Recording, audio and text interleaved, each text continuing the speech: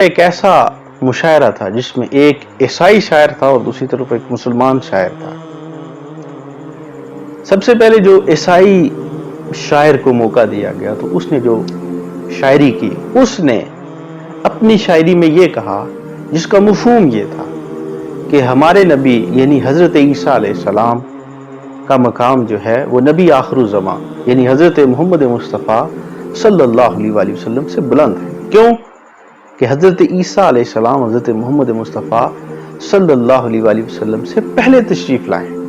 لہذا جو پہلے آتا ہے اس کا مقام زیادہ بلند ہوتا ہے، جو بعد میں آتا ہے اس کا مقام کم ہوتا ہے۔ اس کے بعد مسلمان شاعر کی باری، تو مسلمان شاعر کی شاعری کا مفہوم یہ تھا کہ جب ترازو کو تولا جاتا ہے تو اس کے پلڑے میں وزن اسی طرف زیادہ ہوتا ہے جب کوئی ہم ایک آخری چیز اس میں رکھتے ہیں، ترازو کا جو پلڑا ہے وہ وزنی ہو جاتا ہے، لہذا یہ قطعاً ایسا نہیں ہے، کیونکہ جو آخر پر آتی ہے اس سے ترازو کا پلڑا بھاری ہو جاتا ہے، لہذا ہمارے نبی آخر الزمان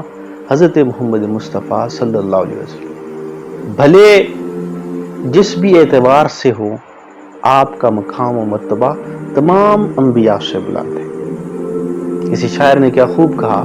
کہ تو سب سے اول تو سب سے آخر، ملا ہے حسن دوام تجھ کو، ہے عمر لاکھوں برس کی تیری مگر ہے تازہ شباب تیرا، تو شاخ خوباں تو جانے جانا، ہے چہرہ